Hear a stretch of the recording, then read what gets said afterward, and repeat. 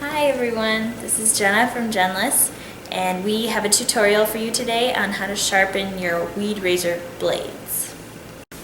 I've got my Weed Razer. I'm just going to prop it up against the wall.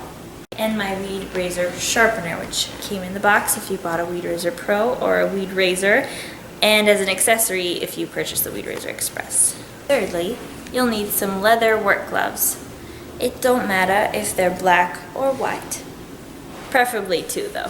And lastly, if you want, instructions. If you don't have instructions, you can just follow me. I'm taking the blade cover off. Carefully place it down. Put my thumb on the ridge of my sharpener and one.